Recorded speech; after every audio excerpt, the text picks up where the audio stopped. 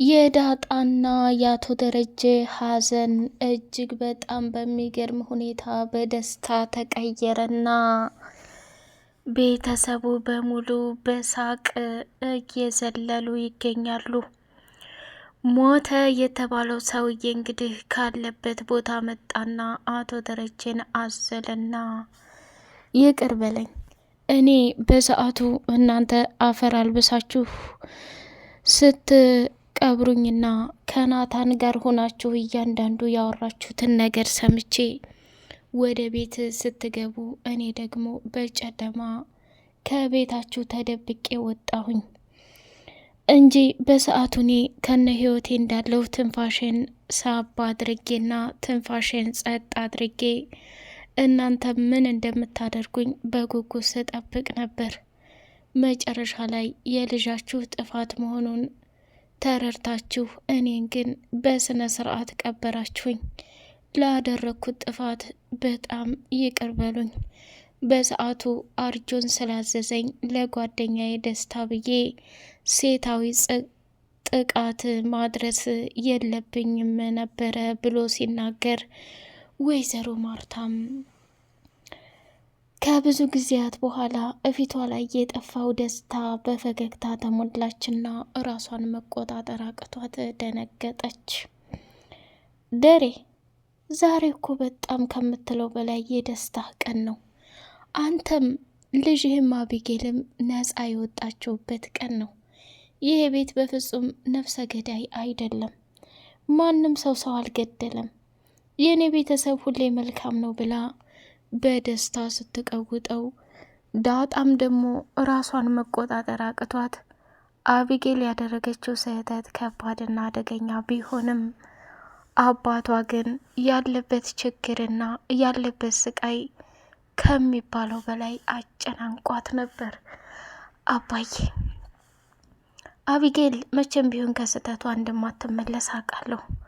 አንተ ግን በዚህ ባደረከው ለሴት ልጅ ያለህ ክብርና ያለህ መውደድ ለሴት ልጆች ከራስ በላይ እንደምትኖር ተረድቻለሁ። ይሄ ደግሞ አንተ ብቻ ልታስብልን ሳይሆን እኛም ላንተ ማሰብ እንዳለብንና ከዚህ በላይ ልናከብርህና ልንወድህ እንደሚገባ ተሰምቶኛል ብላለችው።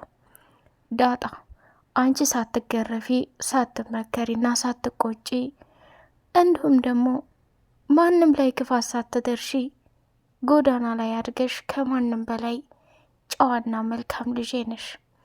ልጄ አንቺ ያደረግሽልኝና ያሰብሽልኝ ነገር በጣም ብዙ ነገር ነው።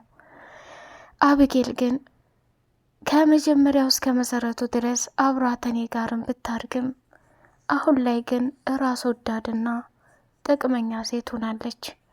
አንዳንዴም እኮ አቢጌል ያደረገችው ነገር ልክ ነው። ራሷን ለመከላከል ያደረገችው ትልቅ ነገር ነው። መቼም አንድ ሰው ሰተት ብሎ ሊገልሽና ሊጎዳሽ ሲመጣ ዝም ብለሽ እንደማትጠብቂው አቢጌልም ያንን ነገር ነው ያደረገችው።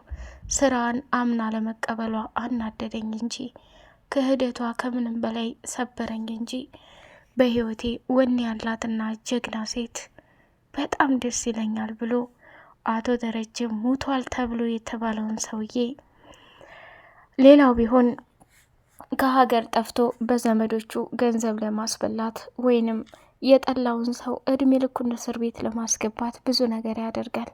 አንተ ግን በጣም ታማኝና ለየት ያልክ ሰው ነህ። ራስህን አሸንፈህ ለእውነት ቁመህ ስለመጣህ በጣም ደስ ብሎኛል የኔ ልጅ አለው። የሞተው ልጅ የተባለው ደግሞ ለእኔ መቀጣጫ ይሆነኛል። መቼም ነፍሴን ይቅር እንደማትሉ ታውቃለሁ አለና አቶ ደረጀን ብድግ አድርጎ ሲያዝለው ወይዘሮ ማርታ በደስታ ፈነደቀች። አቢጌልም ለረጅም ጊዜ ከፊቷ የጠፋው ፈገግታ ነፍሰ ገዳይ እንዳልሆነችና ተገደለ የተባለው ሰውዬ በህይወት እንዳለ ስታረጋግጥ አፏን ከፍታ ማልቀስ ጀመረች። ዳጣ ከሚባለው በላይ ሀዘኖቿን ረስታ በደስታ ተውጣ መሳቅ ጀመረች። ናታንም ደግሞ ወይ አባዬ እንደዛ በደረቀ ሌሊት እኛ ቆፍረን እንዴት ተተቆፈረበትስ ቦታ እንዴት ሊወጣ ቻለ ብሎ ጥያቄ መጀመር ቀጠለ። ናታን አሁን ላይ ጥያቄ አንስተን የምንመላለስበት አይደለም። ትልቁና ዋናው ነገር እንኳንም ቤተሰቤ በሙሉ ነጻ ሆነ። አስበዋል የኔ ልጅ እድሜ ልክ ነፍሰ በላና ነፍሰ ገዳይ ስንባል እኛም ተሳቀን። ልጄም ገና በልጅነት እስር ቤት መከራዋን በልታ ነበር። ለማንኛውም አቢጌል አሁን ካሳለፍሽው የህይወት ታሪክሽ ሰዎች ላይ ክፉ ነገር ማድረግ ምን ያህል ዋጋ እንደሚያስከፍል ተማሪ። አይ የምትይ ከሆነ ግን እድሜ ልክሽን በስቃይና በጸጸት እየተቃጠልሽ ትኖሪያለሽ። ይህን አይነት ስህተት ዳግም ላለመድገም ጥንቃቄ አድርጊ ብሎ የመጨረሻ ውሳኔ ሰጣት። ሰላም ሰላም! ውድ የተከበራችሁ የተወደዳችሁ የአዚ ቲዩብ ቤተሰቦች እጅግ በጣም ተወዳጁና በጉጉት ስንጠብቀው የነበረው የዳጣ ድራማ እንደቀጠለ ይገኛል።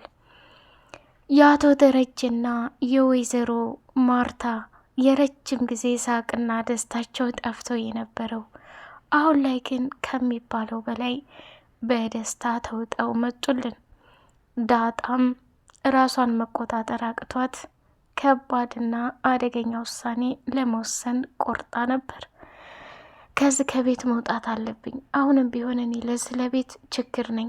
ካልሆነ ደግሞ አባዬን አቢጌል በማሳሰሯም እኔ ትልቅ ስሜት ተሰምቶኛል። ስለዚህ ለአባዬ መድረስ አለብኝ፣ በአባዬ ቦታ እኔ መታሰር አለብኝ እያለች ስታቅድና ስታስብ የነበረው ከባድና አደገኛ ውሳኔ ወደ መልካምና አስደሳች ዜና ተቀየረ።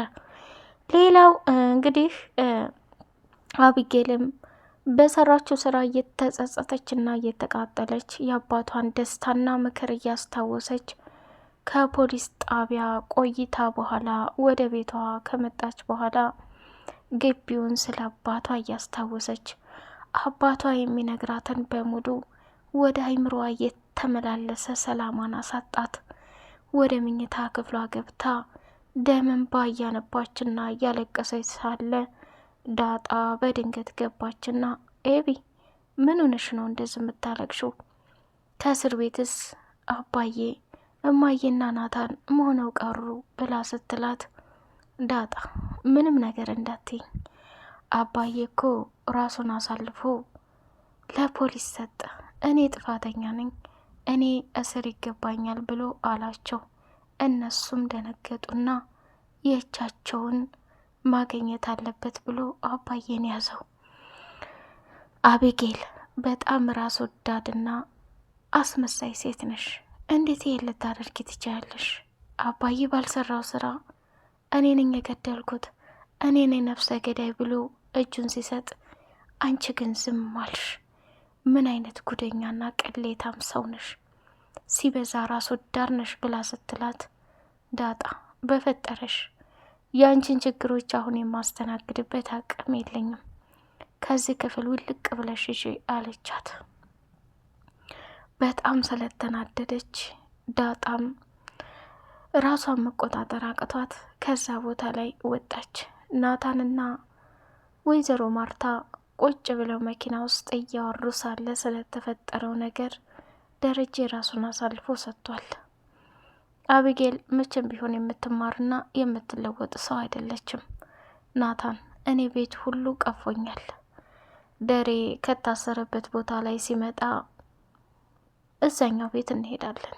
ያኛውን ቤት አሁን ግቢው ምኑ ከታደሰ በቃ በሰላም በደስታ እንኖራለን። ይሄ ቤት ፎቁም ታቹም ምድሩም ላዩም ከምልህ በላይ በቃ ከብዶኛል ብላ ስትለው እሺ እማዬ ተረጋጊ። አሁን አቢጌል በጣም ተናዳለች፣ በጣም ተጸጽታለች። ባደረገቻቸው ነገሮች በሙሉ ራሷን እየወቀሰች ነው። ስለዚህ እማዬ ምንም ይፈጠር ምንም አንቺ ተረጋጊ፣ ሁሉም ነገር በጊዜውና በሰዓቱ ይሆናል። እዛኛውን ቤት መሄድ ካለብን አባዬ ሲወጣ ሁሉንም ተመካክረን የምንወስን ይሆናል ብሎ አላት። እሷም ወደ ቤት ጉዞዋን ታደረገች። በኋላ ወደ አቢጌል መኝታ ክፍል ስትገባ አየሽ ኤቢ፣ አባትሽ በተደጋጋሚ ስመክረሽ ስቆጣ ሲዘግርሽ የነበረው ይሄ ሁሉ ችግር እንዳይፈጠር ነበር። አንቺ ግን አንዱንም ሳትሰሚ አባትሽን አስከፍተሽ አስለቅሰሽ ብዙ ነገር አደረግሽው። መጨረሻ ላይ በራስሽ ጥፋትና ስህተት ራሱን አሳልፎ ሰጠ። እንዲህ የሚያደርግና እንዲህ የሚሰራ አባት የት ይገኛል? አየሽ፣ ብዙ ነገሮችሽን ሸፈነልሽ። በራስሽ ጥፋትና ስህተት ራሱን መስዋዕትነት አደረገልሽ። የእስር ቤትን ስቃይና መንገላታት እኔው ልሰቃይላት ብሎ፣ አንቺ ግን ምንም ቢሆን ለፖሊሶቹ አባትሽ እንዳልገደለና ጥቃቱን ያደረስኩበት እኔ ነኝ ብለሽ መከላከል ትቼ ነበር ብላ ስትላት፣ አይማዬ አባዬ በፍጹም እኔን እኮ ሊሰማኝ አልቻለም። እኔ እኮ ሁሉንም ነገር ሸምጥጬ እና ልክ እንዳልሆነ ወጥቼ ነበር።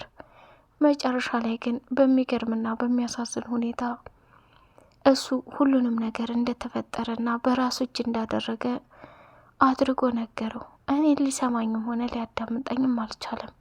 ከዛ ክፍል ወጥቼ ወደ ቤት እንዲሄድ አዘዘብኝ። ወይኔ አባዬ፣ እኔ እኮ ምንም የሚወደኝ አይመስለኝም ነበር። እማዬ፣ ይህን ሁሉ ዋጋና መስዋዕት የከፈለው አባዬ ለእኔ ነው፣ ለሱ ግን ይህ አይገባውም ነበር እያለች ፍርጥ ብላ ደምን በማልቀስ ጀመረች። የኔ ልጅ አሁን ላይ ከምትዩ በላይ እንድታዝኔ እንድታለቅሺ በፍጹም አልፈልግም።